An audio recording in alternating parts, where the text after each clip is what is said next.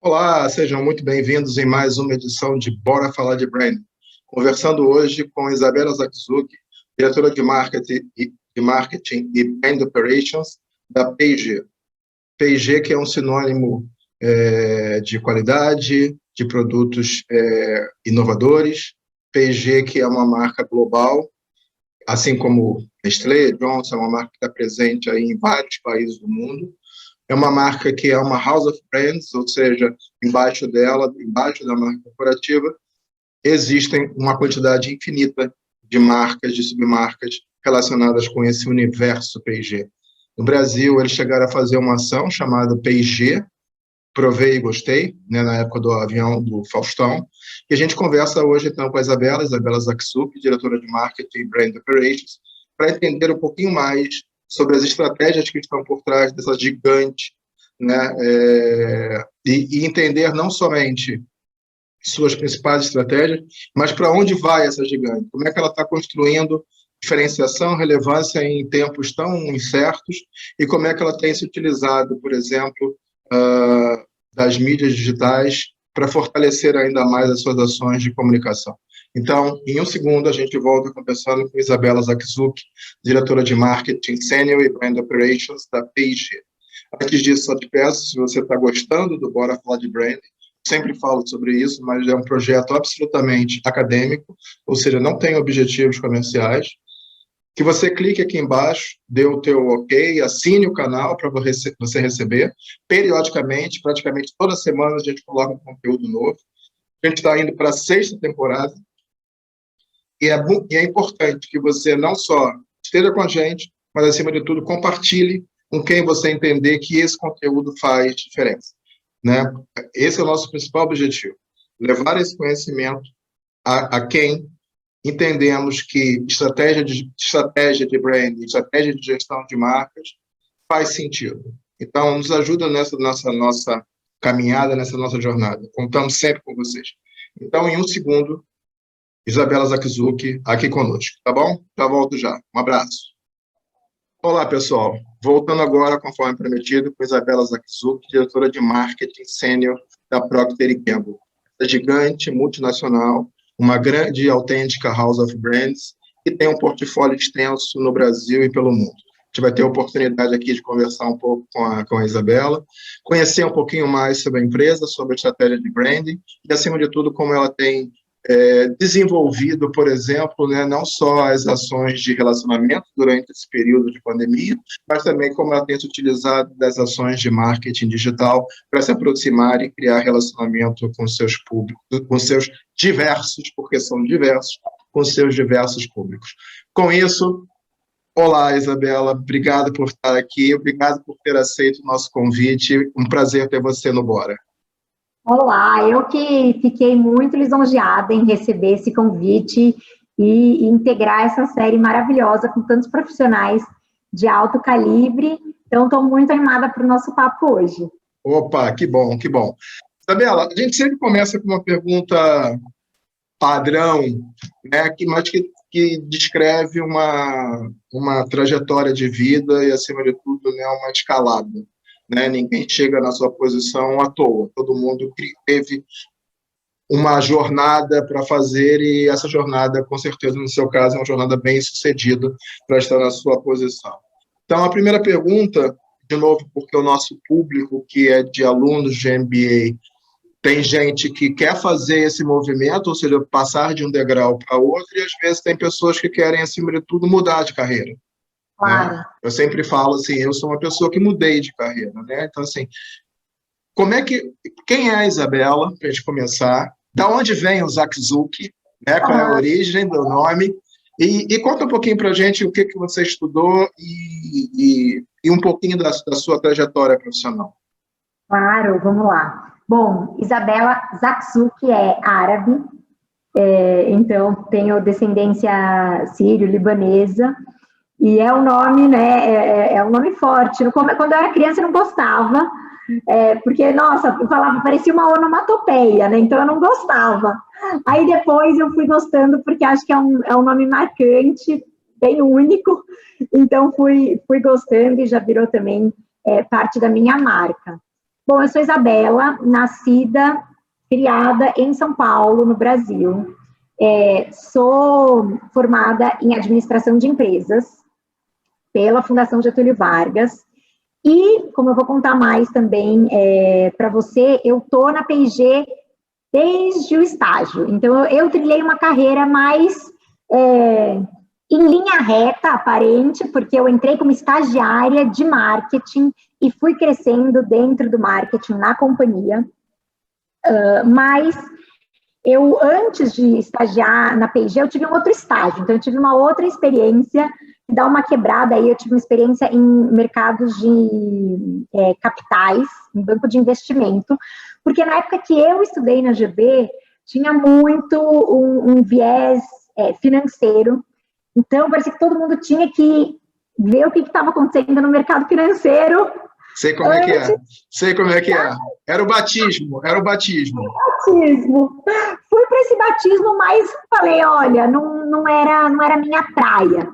E aí eu voltei para aquilo que eu realmente queria fazer, que era trabalhar com marketing em uma empresa de grandes marcas. Mas ao longo desse período todo, embora eu nunca tenha trocado de empresa, eu brinco que eu troquei de emprego várias vezes dentro da mesma empresa, porque numa multinacional desse porte, com a quantidade de marcas, com a quantidade de funções, local, regional, operações, eu pude experimentar bastante coisa e sei que ainda tenho muito pela frente para experimentar.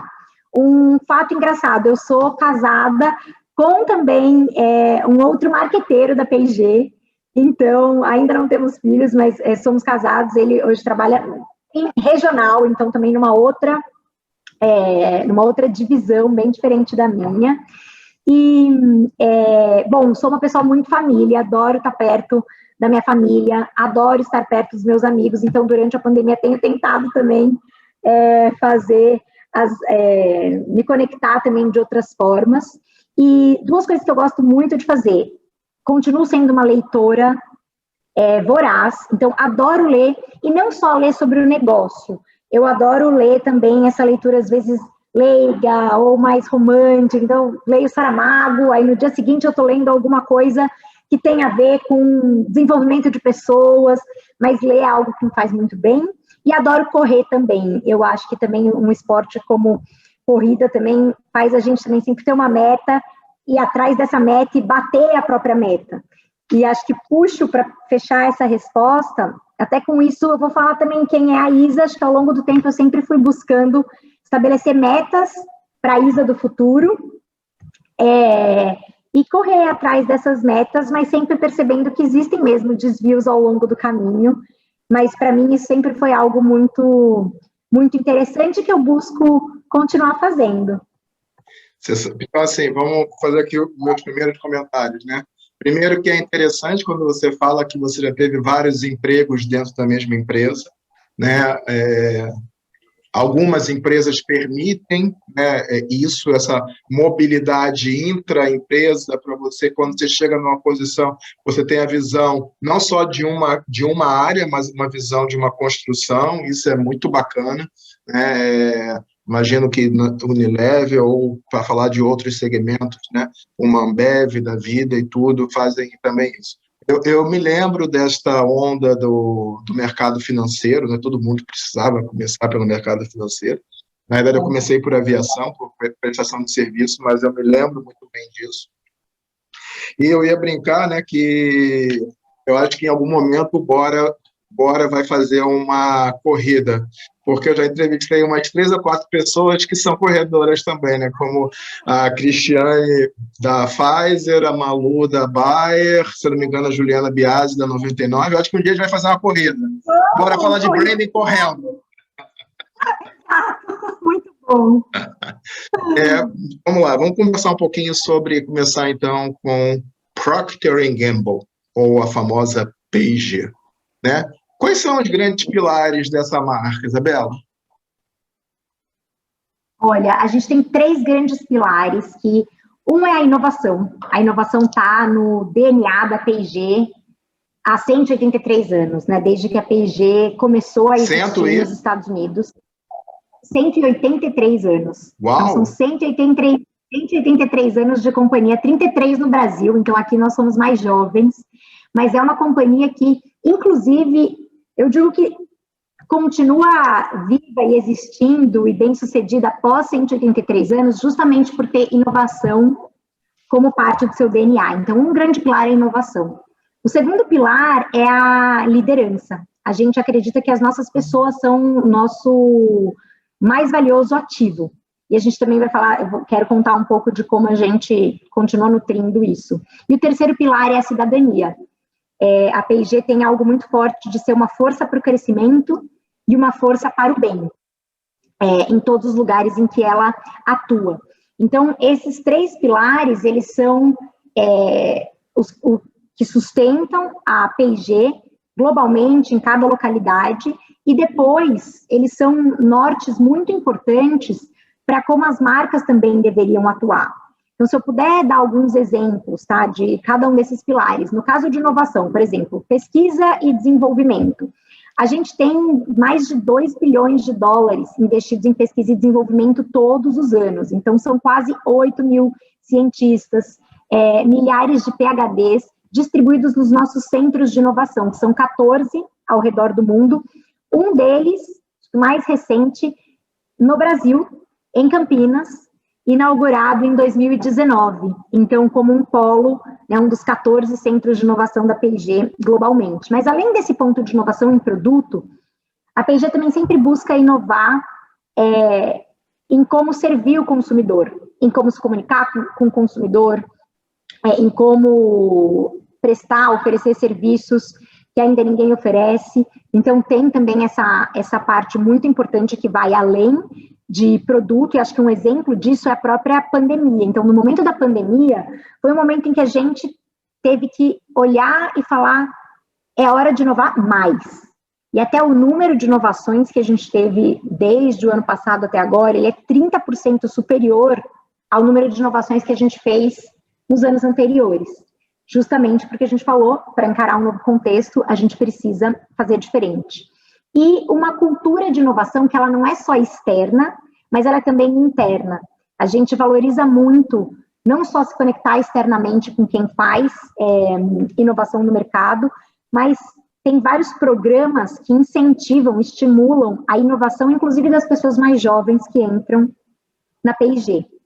E, além disso, acho que nesse pilar de manter a cultura da inovação, a gente também percebeu que é muito legal incentivar essa inovação que vem de dentro, mas que se a gente conseguir se conectar a ideias que já existem no mundo, a gente consegue ser um catalisador da mudança positiva. Então, até com base nisso, no ano passado a gente lançou a aceleradora social da P&G, no meio da pandemia, para buscar e realmente recrutar empreendedores que tivessem ideias, mas precisassem de ajuda com aporte financeiro, com mentoria, com conexões, para que a P&G pudesse, então, acelerar essas várias ideias. E hoje a gente faz ela em ondas. A primeira onda, como nasceu isso em maio do ano passado, a primeira onda foi focada em ideias que pudessem minimizar o impacto social ou econômico da pandemia. E depois a gente já fez uma segunda onda só racial para projetos de afroempreendedores. Então, a gente tem feito várias ondas focadas em trazer inovação e acelerar a inovação, que venham também de pessoas que não necessariamente trabalham na P&G. Inovação, liderança e cidadania. Eu estava anotando aqui, quando eu estou de cabeça baixa, porque eu estou anotando aqui para pegar depois. Primeiro assim, né, você falou que o centro mais novo de inovação é o de Campinas, e aí, para quem está nos assistindo aqui, acima de tudo, o Brasil é um dos principais mercados de beauty and care do mundo, né? E principalmente decifrar o gosto da população brasileira, né? Decifrar e desenvolver produtos adequados ao nosso tom de pele, ao nosso estilo de cabelo e tudo mais, é um belo desafio / uma bela oportunidade para todas as organizações, e bacana a P&G ter aberto um centro aqui. né? E o outro, né, inovação, liderança, cidadania, e você falou, né, a força para o bem, né, anotei aqui, se eu não me engano, está sendo gravado, se eu errar, a gente erra feio, né, mas tomara não vou errar. Eu me lembro que alguns anos atrás, lá se vão uns 5 anos atrás ou mais, eu escutei e na época repliquei, e vocês tinham desenvolvido, eu estou com, como o americano fala, butterflies, eu estava com medo de errar, né? Mas tinham desenvolvido um sachê para a África. Pô, você balançou a cabeça, já fiquei tranquilo agora, ufa.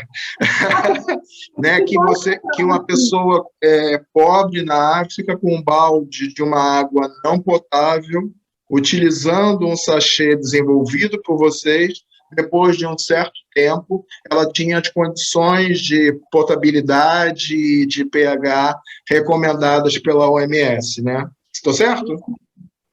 Perfeito! Muito bom, muito bom. E é muito legal trazer essa iniciativa, porque foi uma iniciativa lançada em 2004, então tem até mais tempo, chegou no Brasil depois, então você está correto também na sua leitura. É uma das, acho que ela integra tudo, né? Integra o poder da inovação com certeza, uma força para o bem. Belíssimo caso. Assim, é um que a gente continua fazendo. Então, é um programa que ele segue existindo, mas é um sachê que tem 4 gramas. E esses 4 gramas, eles são capazes de tratar 10 litros de água para transformar a água suja em água potável para várias famílias que não têm acesso a água potável. Então, é um programa que chama Água Pura para as Crianças, e hoje no mundo a gente já levou mais de 1 bilhão de litros de água potável entregue para diversas comunidades na América Latina. Na verdade, na América Latina é 1 bilhão, no mundo mais de 18 bilhões, e no Brasil são mais de 110 milhões de águas potáveis distribuídas. Aqui no Brasil, para comunidades ribeirinhas, Vale do Jequitinhonha. Então, definitivamente, é incrível, até depois incentivo a verem o processo, porque é incrível. Você pega uma água suja, coloca aqueles 4 gramas daquele sachêzinho, espera um tempo, a água fica pura. E muitos de nós tomamos no escritório, fizemos o teste, tomamos essa água quando o produto veio para cá. Assim, é incrível, parece mágica, mas é por inovação e ciência, e aí o nosso esforço é para continuar fazendo com que essa distribuição só se multiplique. E você deve estar pensando, quem está assistindo a gente, que a gente já tinha combinado, mas não combinamos não. Isso a gente pegou de bate-pronto, eu estava com receio, e ela começou a falar de números ali. Ela é uma fera, sabe tudo, tudo guardado na cabeça dela, bacana. Vamos que vamos. Isabela, conta um pouquinho para a gente como é que é gerenciar, então, o marketing de uma mega corporação, né? Teu dia tem 48 horas, você deve ter uma equipe de 825 mil pessoas, né? Conta um pouquinho para a gente quais são os desafios de gerenciar o marketing de uma empresa como a P&G.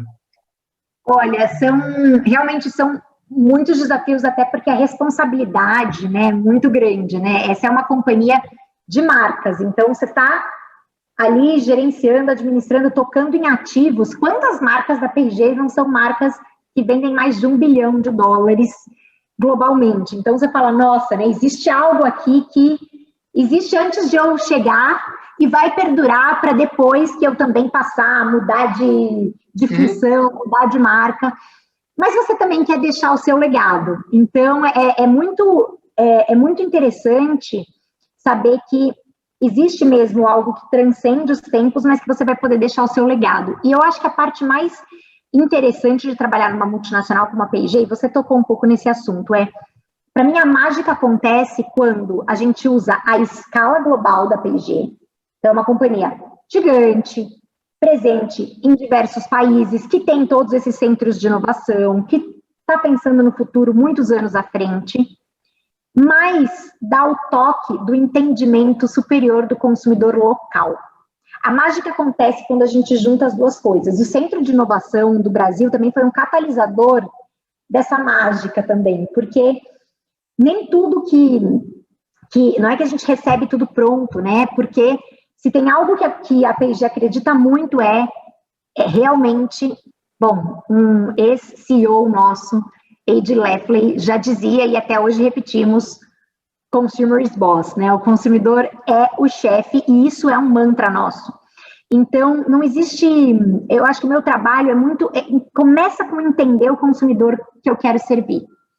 E depois em articular muito bem quais são as necessidades, os insights desses consumidores. Tendo isso muito bem articulado, aí eu trabalho com as equipes regionais, em muito momento equipe global, para atender a necessidade desse consumidor. Então, é um trabalho que ele realmente começa nessa ponta e depois a gente vai também fazendo os ajustes. Mas é um trabalho também muito dinâmico, porque o Brasil é um dos maiores mercados em que a P&G atua, tem um potencial de crescimento ainda muito grande, tem 33 anos, enquanto P&G está há 183 anos no mundo, então ainda é muito novo, uma operação que a gente tem muito espaço para desenvolver. E marketing na P&G, além de ter essa veia da construção de marcas, também tem a veia de ser líder do negócio. Então, hoje, eu tenho um time que é um time multifuncional, reportando para mim, não só marketing, mas também tem gente de trade, gente de finanças, porque cada marca tem a sua pequena empresinha, né? É como uma business unit. É uma business unit, exatamente. Então, você tem lá as business units, são mini empresas com representatividade multifuncional, que são responsáveis tanto por influenciar, a partir do conhecimento do consumidor, influenciar quais são os planos futuros, por exemplo, para cabelos no Brasil, eu trabalho também com cabelos no Brasil, e também depois de montar, influenciar, construir esses planos, entregar, executar esses planos e ter responsabilidade pela gestão do P&L, pelo faturamento, pelo crescimento, pela participação de mercado. Então, eu digo que é muito dinâmico e exige uma ambidestralidade, porque eu preciso estar com um olho no futuro e um olho no agora. Eu preciso, assim, estar entregando o dia e o mês ao mesmo tempo que eu preciso pensar nos próximos 3 anos, isso é o que eu preciso de ajuda, isso é o que eu preciso que a região, que o globo trabalhem. Mas é um dia a dia que eu gosto muito, então eu sim sou uma pessoa muito, muito agitada, acabo colocando bastante também energia no meu trabalho, mas tem um time fantástico. E acho que até quando a gente falou de um dos pilares da P&G, liderança é um pilar desde que você é contratado. Então, as entrevistas, elas são menos sobre até os hard skills e mais sobre ver comportamentos de liderança para que todo mundo possa entregar um pouco além do que a cadeira descreve, que seria a sua responsabilidade. Entendi. Pô, é bem legal você falar sobre ambidestralidade, quase que não sai, né? Porque, de novo, você precisa olhar o global, mas ter o toque, o toque não, ter acima de tudo o driver local. E, às vezes, as empresas se perdem nessa alquimia, né? Porque se eu olhar muito global, eu trago produtos que não são adequados à população brasileira. Se eu olho muito local, talvez eu esteja perdendo sinergia no global e por aí vai, né? Exatamente. Muito interessante. E belíssima estrutura, né? Business units e tudo, eu acho que dá uma velocidade grande. Isabela, a P&G, né, classicamente, é uma house of brands. Ponto, né? A gente vai explorar isso daqui a pouco. Então, vou fazer duas perguntas em uma. Primeiro, assim, quantos produtos, uma ordem de grandeza, né? Quantos produtos vocês têm hoje no portfólio no Brasil? E, parafraseando uma música do Caetano, qual é a dor e a delícia? Aí eu estou falando conceitualmente, não da P&G, mas até para trazer para quem está nos assistindo, né? Qual é a dor e a delícia de ser uma house of brands? Claro, perfeito. Adorei as perguntas. A P&G no Brasil tem 14 marcas, 14 grandes marcas em diferentes categorias. Então, vou dar alguns exemplos. Gillette, Oral-B, Pampers, Pantene, Head & Shoulders, Always, Downy, Ariel, entre muitas outras, Vicky. Inclusive, tá, muitas marcas que até foram adquiridas recentemente pela aquisição da Merck farmacêutica, então a área eu não de saúde... sabia, eu não sabia. Pois é, e a área de saúde é uma área, então, que também vai se fortalecer bastante. Teve aquisição da Merck, a gente tem vários produtos que vieram, e marcas que vieram também com essa aquisição, e que a gente está integrando cada vez mais. É uma aquisição grande, global, e que no Brasil também expandiu o nosso portfólio.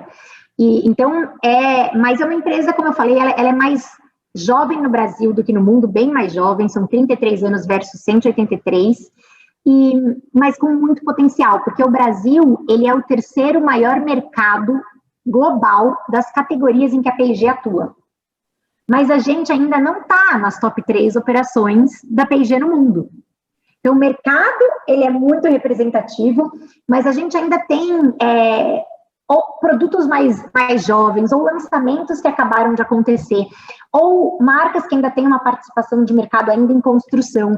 Então, tem muito potencial, porque o nosso objetivo é, sim, no futuro, levar o Brasil para ser também uma das top operações no mundo da P&G.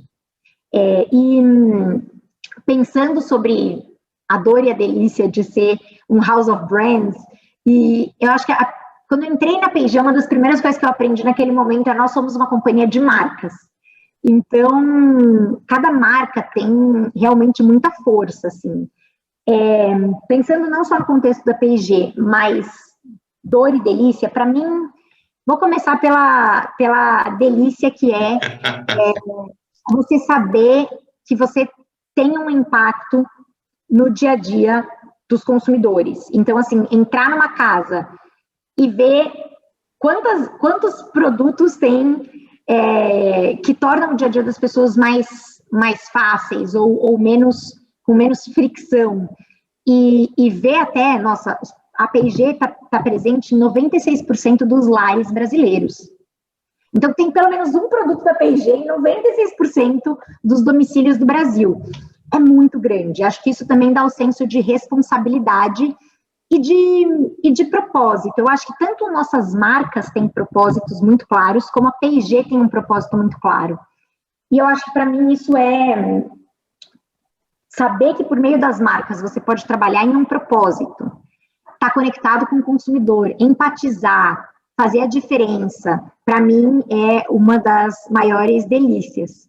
E eu acho que a principal dor, hoje, é muitas vezes o fato de nem sempre a gente conseguir resolver tudo o que a gente gostaria na velocidade que a gente gostaria, principalmente quando a gente está... Nossa, o mundo está girando mais rápido do que a gente está conseguindo girar para atender. Então, a gente precisa constantemente se atualizar. A gente precisa agilizar nossa forma de fazer as coisas, testar, muitas vezes errar. E isso também não é fácil, né? Eu acho que na cultura da empresa a gente também precisa trabalhar cada vez mais, que às vezes você vai testar alguma coisa, vai errar, mas vai aprender rápido e vai seguir. Então, para mim, a principal dor é essa angústia de querer fazer mais, de querer que o dia tenha as 48 horas e que a gente possa fazer muito mais. Entendi. Conceitualmente, aí para quem está nos assistindo, ser uma House of Brands, aí não estou falando de P&G, mas conceitualmente, acima de tudo, né? Você tem uma musculatura muito forte, você tem um portfólio muito grande de produtos que você pode, de alguma maneira, juntar forças para ser mais relevante, mas, por outro lado, de novo, conceitualmente, né? Fora do âmbito da conversa só de P&G, são várias marcas disputando o mesmo bolso, o mesmo investimento, a mesma atenção, como a Isabela disse, né? O mesmo time. Então, é um darwinismo de marcas. Exato. Elas precisam, de alguma maneira, criar a sua força para seguir em frente, né? Então, um pouquinho do conceito. Estou gostando da conversa, hein? Estou gostando. Isabela, uma coisa que eu achei interessante, eu tento sempre fazer o meu dever de casa, né? Que quando você vai lá no ranking da Interbrands, por exemplo, a marca P&G não está entre as 100 maiores. Porém, suas submarcas, Gillette, por exemplo, né? Ou Pampers, por exemplo. Hoje eu já tenho filhos grandes, mas Pampers foi habituei aqui de casa por muito tempo, né? Então, por exemplo, Gillette e Pampers aparecem, sim, na lista entre as 100 maiores. Como é que vocês veem isso, né? Marcas de produtos mais fortes, não sei se dizer mais fortes, mas mais aparentes, mais valoradas do que a marca corporativa. Esse é intencional.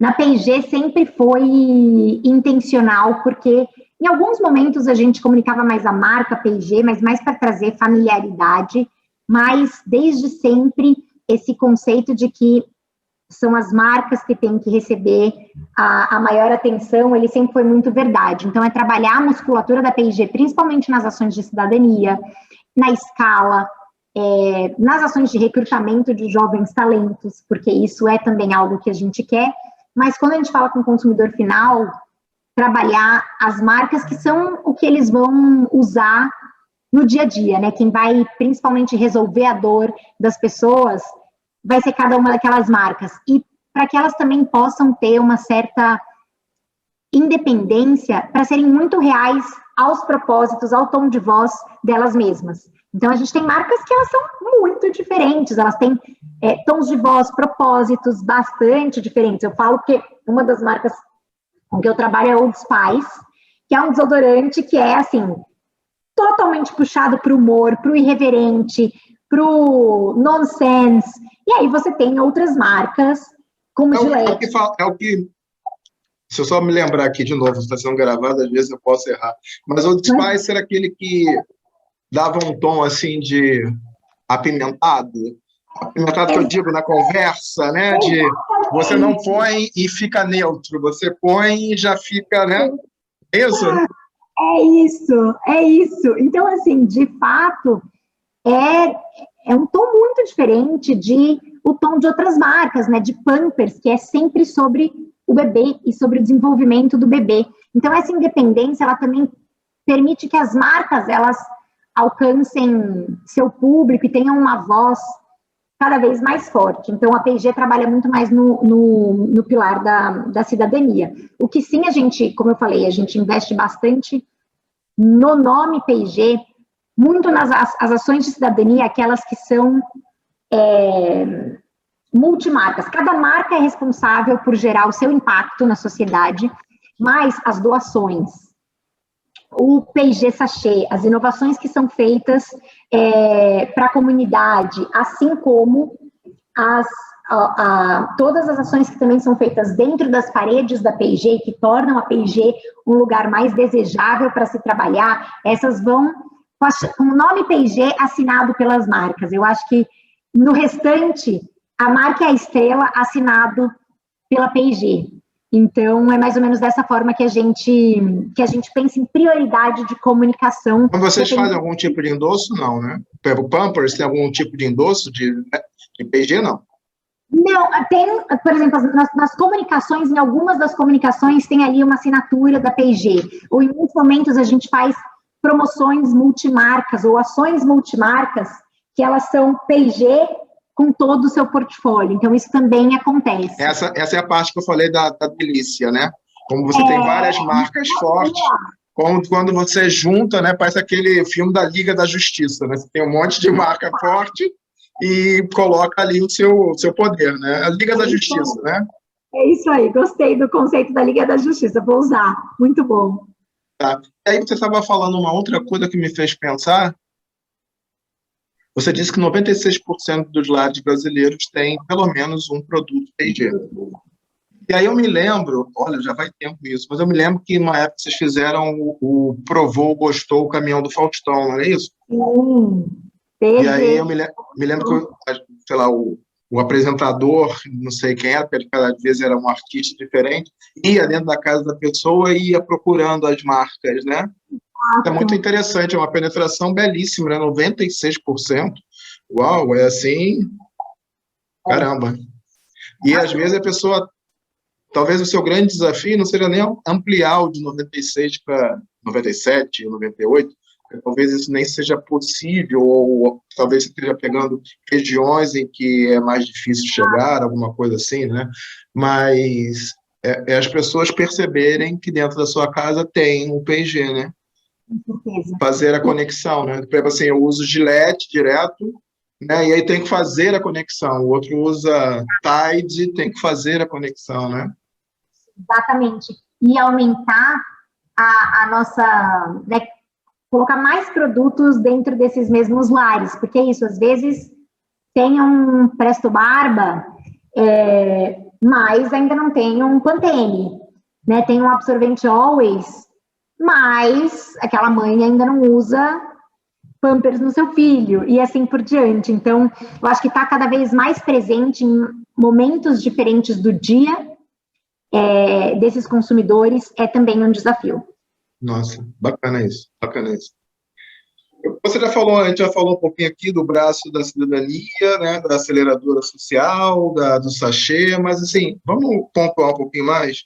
A gente, infelizmente, ainda estamos dentro de um processo de pandemia, né? Quais foram os grandes desafios da gestão da marca P&G, principalmente assim no day after, né? Assim, caiu o mundo, caiu, todo mundo fica dentro de casa. Qual foram os grandes desafios naquele momento ali para a P&G? Olha, o primeiro grande desafio foi realmente entender como operar nesse novo contexto, porque a primeira preocupação sempre foi e continua sendo a segurança dos nossos funcionários, até porque nós somos uma empresa também de manufaturas. E a manufatura, né, nas fábricas, as fábricas não pararam a sua produção. As empresas, então, as plantas continuaram operando. Então, existiu uma preocupação muito grande em proteger os funcionários, manter a segurança dos funcionários em primeiro lugar, e para isso, estabelecimento de protocolos que fossem os mais seguros possíveis. Então, os protocolos da P&G tiveram que ser estabelecidos também. O fato de sermos uma empresa global nos ajudou um pouco a ver que isso poderia vir. Não, e você foi pegando a melhor prática de outros escritórios, né? Exatamente. Eu lembro que quando começou o ano, a gente, em reuniões de liderança, já estava discutindo o que tinha acontecido na China. Já estava se informando sobre o que está acontecendo, quais são, como vocês estão exercendo, como as plantas estão funcionando. Então, isso já foi algo que foi nos ajudando a estar um pouco mais pronto e a reaplicar e não ter que construir do zero melhores práticas, claro, né, com o contexto do Brasil. Então, essa foi a primeira preocupação. A segunda também foi um realinhamento de prioridades, porque não dava para ignorar que as coisas tinham mudado. E entender o que a gente precisaria parar de fazer para dar espaço para outras coisas que a gente precisaria começar a fazer, também foi muito importante. Isso garantiu, até fez com que a gente pensasse que a nossa prioridade ia ser cuidar e abastecer. A gente até trouxe isso num manifesto, que nós precisamos garantir o abastecimento dos nossos produtos, que são produtos essenciais. Eles precisam estar disponíveis no ponto de venda, eles precisam estar disponíveis no e-commerce, eles precisam estar disponíveis para o consumidor entender melhor como usá-lo, até às vezes para suprir outras rotinas que ele passou a ter dentro de casa.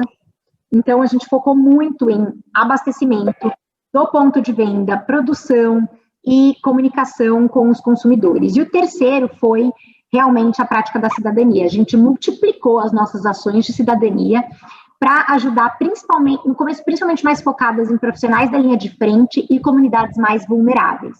Então, aí a gente fez mais de 50 milhões em doação de produtos, continua fazendo, fundou a Aceleradora Social, que já teve mais de 30 projetos acelerados para o impacto, para reduzir o impacto da pandemia, e continuamos, a nossa agenda de cidadania também não parou, mas isso exigiu muitas prioridades, e acho que a quarta é muita transparência. O time de liderança precisou, até de fora, né, não todo mundo no mesmo ambiente físico, tomar mais controle também da comunicação, entender como dar mais o passo a passo. Isso é o que está acontecendo, isso é o que a gente está vendo, esses são os riscos, essas são as oportunidades, essas são as prioridades. para ajudar no manejo da ansiedade, também entendendo a situação individual de cada um dos nossos talentos, para que todo mundo pudesse performar no seu melhor em um contexto tão desafiador. Entendi. Eu vou fazer uma pergunta, se você puder responder, legal. Se for alguma coisa que seja sigilosa, entenderemos. Eu imagino que você tem um portfólio de produtos, de 14 produtos, que embaixo deles se ramificam profundamente. A minha pergunta é assim, teve algum produto que, por conta da pandemia, aumentou demasiadamente a demanda? Porque eu fiquei pensando, o Gillette eu acho que não, a Pampers eu acho que não. Tide, talvez, teve algum produto que dobrou de demanda por conta da pandemia? Posso responder sim. Na verdade, a gente viu em praticamente todas as nossas marcas um aumento significativo do consumo durante o ano de 2020. E eu acho que isso tem a ver até com a força, né, do abastecimento e a musculatura da para também enfrentar essa situação e continuar disponível, abastecendo os pontos de venda para os seus consumidores. Então, todos cresceram, mas alguns, principalmente com mudança de hábito, cresceram ainda mais aceleradamente. Definitivamente produtos para roupa, para lavar roupa. O número de lavagens de roupa aumentou, e esses produtos também, eles multiplicaram ainda mais as suas vendas. Quais são? Tide, só para a gente fazer um segundo de product placement.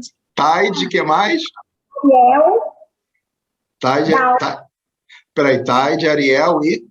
Downy, o amaciante Downy. Downy, também. tá. A gente viu também em cabelos que aumentou o consumo principalmente de tratamentos de cabelo, principalmente porque os salões estavam fechados. E mesmo quando reabriram, muita gente, seja por escolha financeira, ou por escolha de saúde, ou por um novo hábito que se criou, passaram a fazer tratamentos de salão em casa.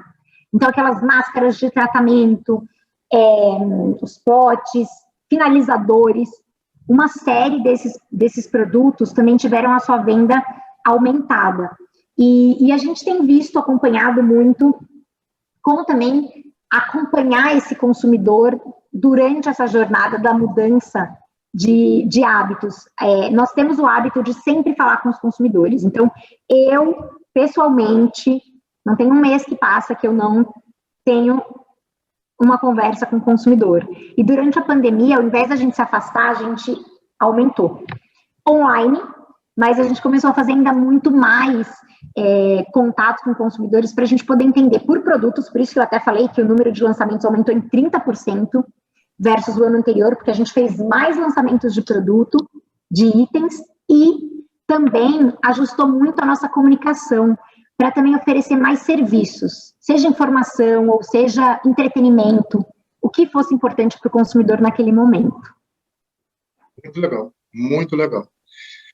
Eu estou com outras ideias aqui, daqui a pouco vou fazer outras perguntas. Mas uma outra coisa que eu pesquisei, olhando o site de vocês, é que vocês estão comunicando de uma forma muito ampla, né, a questão da redução da pegada ambiental, né, que é uma expectativa da sociedade global de que uma empresa como vocês e várias outras, né, possuidora de tantas marcas, possuidora de tantos produtos que, de alguma maneira, utilizam, na sua maioria, plástico, por exemplo, trabalhem para a redução ambiental. Você tem algum exemplo que você possa dar para a gente aqui no Brasil? Sim, o ano passado, também foi o ano passado que a P&G globalmente fez o anúncio de um novo plano que chama Ambição 2030, né? Ambição 2030, que realmente a gente se comprometeu publicamente com metas ambiciosas em termos de sustentabilidade e uma sequência de metas de curto prazo que vai nos ajudar a alcançar essa ambição 2030. E em uma dessas áreas, né, em várias áreas, mas em uma dessas áreas a P&G também tem declarado e feito bastante esforços para reduzir a sua pegada e a sua pegada ambiental, por exemplo, descarbonização. Então, isso é uma das áreas, e é uma área que atingiu instantaneamente praticamente o Brasil. porque nos nossos projetos de reflorestamento globais, um dos projetos, ele foi feito em parceria com a Suzano e a WWF, o reflorestamento da Mata Atlântica no Espírito Santo. Então, globalmente mesmo, já veio um projeto que faz com que um projeto no Brasil, que é um projeto grande de reflorestamento, assim como vários outros que a gente tem estabelecido parcerias importantes para também aumentar a cadeia de reciclagem e aumentar também, desenvolver a cadeia de suprimentos para a reciclagem, porque é isso que a gente também precisa trabalhar muito junto com a indústria num país como o Brasil, para tornar isso mais viável. E, por outro lado, tornar essas alternativas mais claras e mais fáceis de serem aderidas pelo consumidor. Então, a gente também tem trabalhado muito na coleta de materiais reciclados para que seja mais fácil para o consumidor também nos ajudar com isso. A gente fez várias parcerias, algumas com... tem uma startup que é a Trechin, que eles fazem coleta de lixo reciclável em vários condomínios de São Paulo, e a gente também estabeleceu parceria com eles.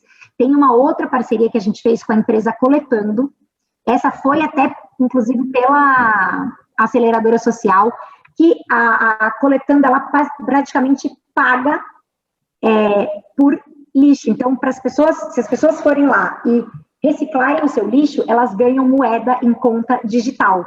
Então, ajudou tanto as pessoas descolocadas a terem a sua renda e fazerem isso a partir de ajudar a girar a cadeia de sustentabilidade. Então, com a Coletando, a gente tem essa parceria desde o ano passado e tem feito várias estações de coleta no Rio de Janeiro e em São Paulo, também com possível expansão para território nacional.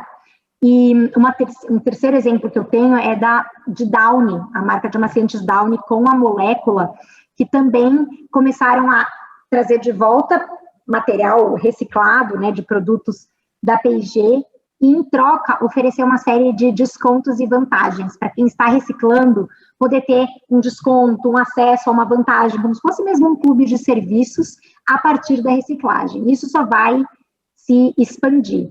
Então, esses são alguns dos exemplos, mas o Brasil, sim, tem uma importância muito significativa para a P&G globalmente nesse aspecto.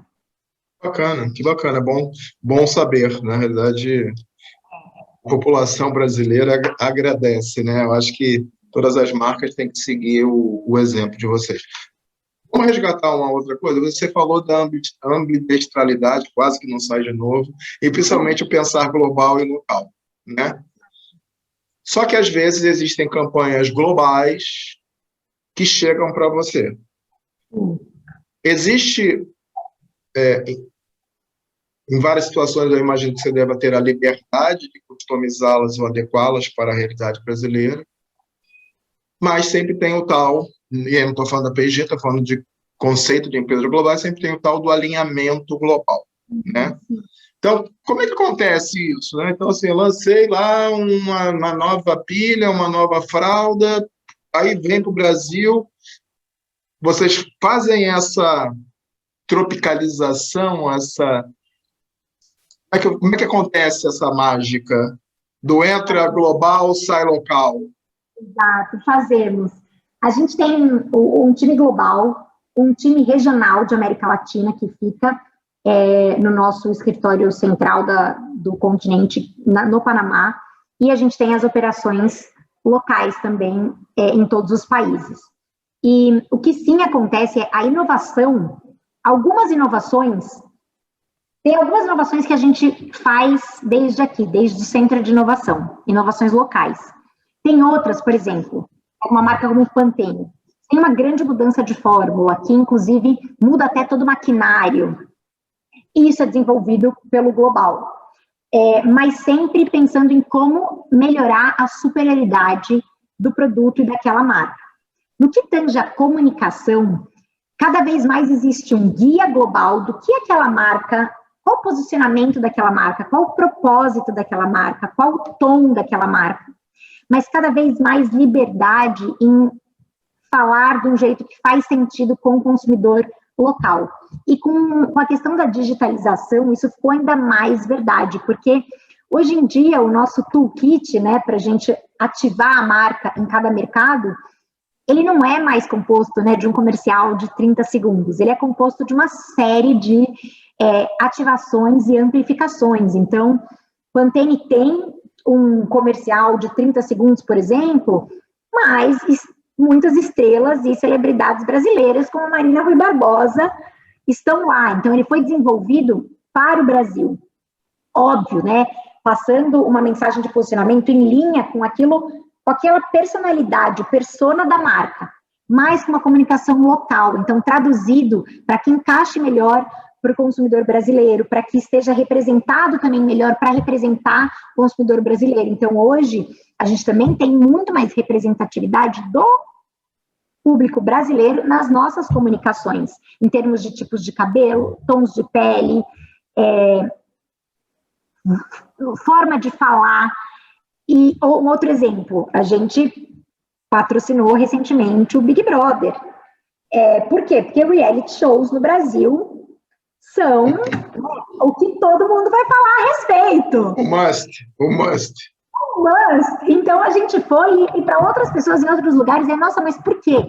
E aí você tem muito que fazer o alinhamento de explicar. Na P&G a gente sempre fala que com bons dados você vence a discussão, independentemente da sua hierarquia. Nós somos também muito analíticos, mas se a gente consegue mostrar que tem um caso por trás de fazer determinada contratação, de fazer determinado patrocínio, de falar daquele jeito, e até de trazer um produto só para aquele mercado, a gente consegue, ainda mais pensando em Brasil, né, que também com potencial muito grande, claro que isso também chama mais para o investimento.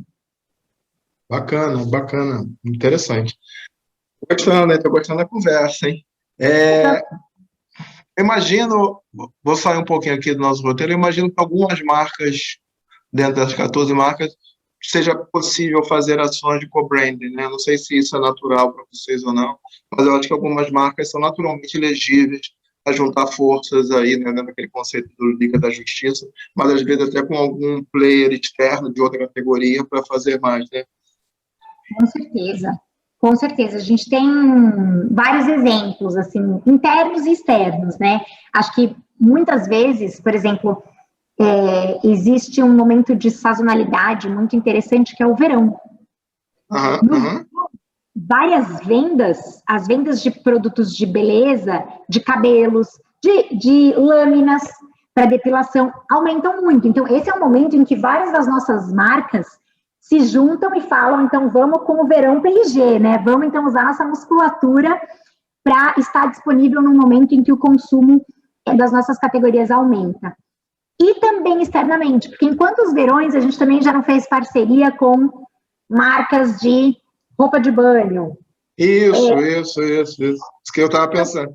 Exatamente, a gente já fez uma vez, Pantene fez uma coleção de biquínis com a Companhia Marítima. Então, a gente também faz muito. Gillette já fez com marcas de esporte, muitas também, desde muitas corridas, desde patrocinar muitas coisas e também se juntar. Então, existe muito esse espaço. Em 2017, a gente, na casa que hoje é até o Macmill, acho que ainda é o Macmill lá na Avenida Paulista, antes disso, a gente fez um período de ativação lá de Pantene por uma semana, virou a Casa Pantene. Só que a Casa Pantene, ela oferecia uma série de experiências para as pessoas, de graça. E essas experiências, elas não eram oferecidas por Pantene. Nós tivemos parceria com várias marcas, com marcas de secadores para que lá tivesse um salão de beleza, com marcas de bicicleta para oferecer uma aula de spinning, com artistas que fizeram shows. Então, esse modelo, ele é cada vez mais interessante. Acho que as marcas têm muito para se emprestar e para... Eu gosto do que você falou. Eu acho que cada vez mais é um modelo interessante e necessário, né? Você junta forças. Eu queria agora explorar uma outra coisa, que é a presença do digital dentro da sua estratégia de comunicação, né? Dentro da sua estratégia aí de ampliação de visibilidade, de familiaridade das marcas. Você falou de comercial de 30 segundos, por exemplo, mas eu imagino que o digital deve ser um item que deve ocupar uma extensa parte do seu investimento, porque o mundo hoje ele é digital, né? Então, como é que vocês fazem isso? De novo, de uma forma analítica, talvez para um produto como o Gillette, estou pensando agora, talvez o velho e bom futebol ainda seja um caminho, né? Mas talvez para a Pampers seja uma influenciadora ou seja um programa de uma youtuber sobre amamentação, não sei. Como é que vocês fazem isso? Olha, assim, certeiro a sua colocação, porque o digital hoje ele é muito central. Ele é central em todas as nossas marcas.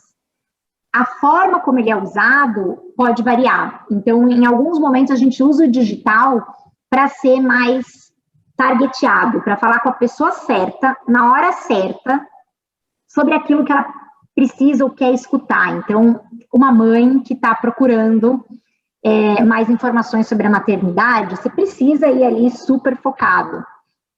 Por outro lado, também o digital tem sido usado cada vez mais por meio das nossas páginas para dar informações, porque os consumidores hoje, eles não querem saber, eles querem saber do que o produto é composto, como eu uso esse produto, como as pessoas, o que as pessoas estão falando, esse produto é bom, não é bom, eu quero também dar minha opinião.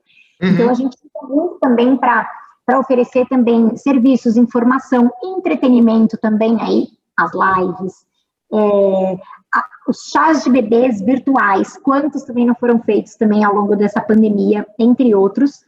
E em muitos momentos, mesmo quando a gente tem a TV, o digital ele entra como a parte da conversa que acontece sobre o que está rolando na TV.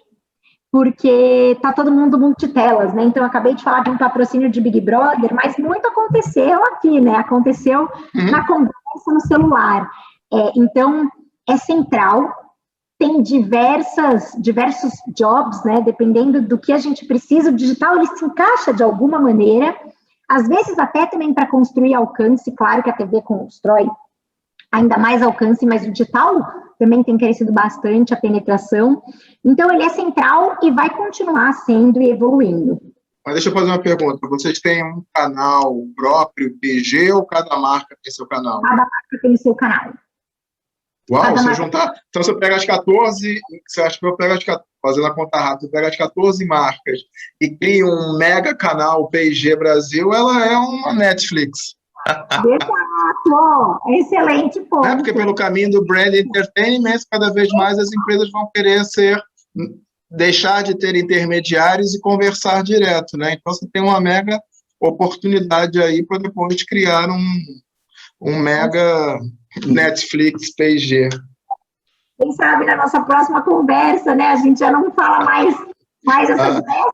Senti que você vai pegar a ideia aí. Que bom. Vamos lá. Estou quase terminando, tá? Você, assim, antes de terminar, você já falou que você foi uma simpatia, foi um prazer conhecer você, né? Sinceramente, né?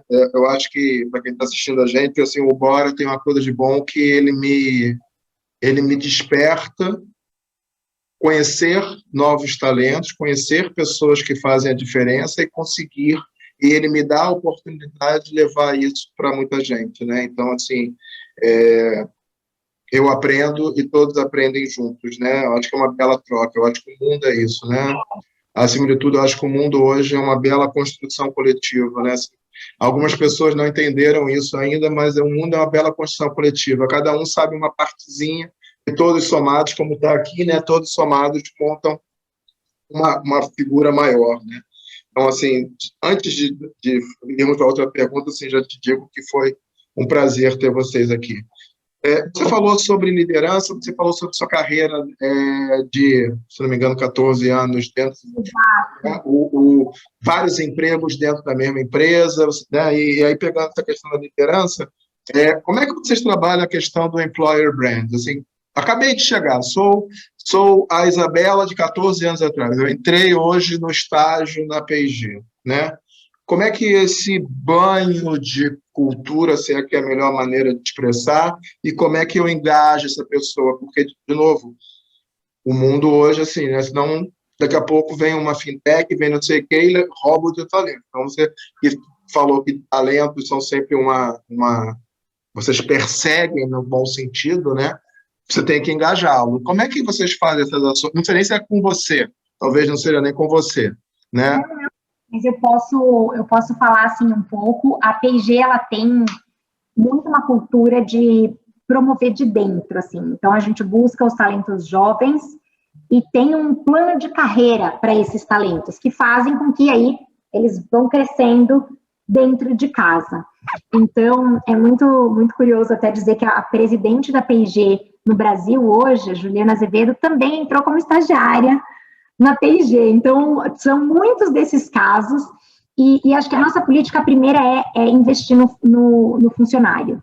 Então, e eu lembro de quando eu aceitei a minha proposta para entrar na P&G, eu vi que tinha um plano de carreira, e eu era estagiária, muito estruturado. Então, eu falei, nossa, né, se a companhia está se preparando dessa forma para me receber, e era um plano de, esses são os treinamentos que você tem que seguir, essa é uma pessoa que vai ser seu peer, que já está mais tempo na P&G e que vai te ajudar a ter uma imersão nessa cultura, o acolhimento mesmo das pessoas, isso é muito importante. E algo que não dá para deixar de mencionar é que a P&G tem o que a gente chama de PVPs, nossos propósitos, valores e princípios.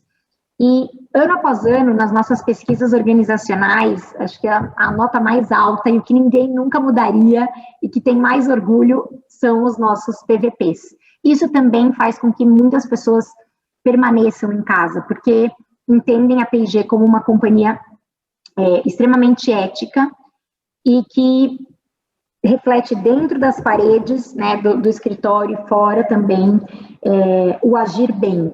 Então, isso também não tem preço, né, na verdade, a gente não consegue nem quantificar, mas é um elemento que faz, e todos os anos nas nossas pesquisas organizacionais, é o que está lá no alto, como que faz muitas das pessoas ficarem. Então, a combinação do investimento em desenvolver esses profissionais, porque a P&G realmente é uma escola, os nossos PVPs, e também a constante evolução da companhia, né, a própria constante evolução da agenda de cidadania, né, as iniciativas de igualdade e diversidade e inclusão, as iniciativas que a gente tem também para ter cada vez mais representatividade, o quanto a P&G continua se modernizando para atrair esses melhores talentos jovens, isso também, por sua vez, moderniza a empresa. Então, é um ciclo virtuoso que também faz com que a gente reflita a sociedade dentro da nossa casa ou, quando não consegue, busque ativamente refletir. Então, eu acho que isso são fatores que definitivamente colocam a P&G como uma das melhores empresas para se trabalhar globalmente e no Brasil também. Eu anotei aqui, eu diria, né, estamos caminhando para o final, que você, na realidade, não é o PVP, não é o propósito, valores e princípios, mas você esqueceu do último P que você simboliza muito bem, que é a paixão pela empresa. Isso é muito bacana, né? É o PVP ao quadrado. Né? Você fala de uma forma muito apaixonada, isso é muito bacana. Isabela, última pergunta, antes da gente dar tchau, que é: que recomendação de aprendizado, né? Você já falou aí sobre a questão da leitura, eu leio de tudo, né, como você falou, mas que recomendação você dá para uma pessoa que está com 25, 30 anos, a pessoa, praticamente a sua idade, né? Não, é assim, que recomendação você dá de aprendizado, de fonte de aprendizado, de sugestão para uma pessoa que queira ser a Isabela daqui a 5 anos? Olha, eu recomendo primeiro, assim, que busque a sua paixão, porque eu acho que isso faz a diferença no dia a dia. Eu adoro ler, então vou até deixar uma recomendação de um livro. Opa! É muito bom, chama Garra, O Poder da Paixão e da Perseverança. Em inglês é Grit. E fala muito sobre o que paixão e perseverança fazem para transformar as pessoas, né, nos melhores naquilo que eles podem fazer, mas é um livro bem científico, é muito interessante. E é engraçado que quando você falou garra ou grid, Eu pensei que é um livro que tem origem, eu pensei, né, em esporte, porque tem muito a ver com valores de esporte. Tem muitos exemplos de esporte nesse livro, porque realmente os esportes ensinam muito desses valores, mas ele fala sobre você ter grit e ter garra em fazer qualquer coisa que você faça. Então, é muito interessante, esse eu recomendo, e recomendo, acho que, escutar conversas como a nossa e promover conversas como a nossa, porque hoje também, ainda bem que o conhecimento, as ideias, elas estão, como você mesmo disse, cada vez mais compartilhadas e socializadas, e a gente tem oportunidades incríveis de aprender. Eu saio dessa conversa tendo tantos novos insights, eu aprendi aqui, espero que você também. Com certeza, com certeza, com certeza. Eu também recomendo muito essa curiosidade, ir atrás desse conhecimento que, de repente, começa a estar disponível. Eu te agradeço a sua atenção, o seu tempo, imagino o quanto difícil é a sua agenda, agradeço a sua atenção, a sua presteza em nos atender e gravar com a gente, e principalmente, né, dessa forma, com o teu olho brilhando, falando sobre a sua empresa, isso é muito bacana. Muito obrigada, muito obrigada. Eu também te agradeço. Seu olho também brilha quando você tem as suas ideias. Então, foi um encontro muito, muito, muito legal. Eu te agradeço demais. Vou continuar acompanhando os Bora que acontecerem e estou sempre disponível para voltar. Pessoal, gravamos hoje mais um episódio de Bora Falar de Branding, hoje com a super Isabela Zakzuk, diretora de marketing da P&G, uma pessoa super, hiper, mega agradável, que teve a oportunidade de contar para a gente um pouquinho de todas as estratégias de branding dessa organização. Se você curtiu, por favor, né, vai lá, marca, assina o canal e, principalmente, como eu sempre falo, compartilhe esse conteúdo com quem você entender que vai fazer a diferença. Esse projeto ele só é feito se ele conseguir chegar na ponta final, que é alguém que quer aprender sobre marketing, sobre branding, e para essa pessoa a gente fizer a diferença com os conceitos, por exemplo, apresentados hoje pela Isabela. Então, um grande abraço, até a próxima, tudo de bom.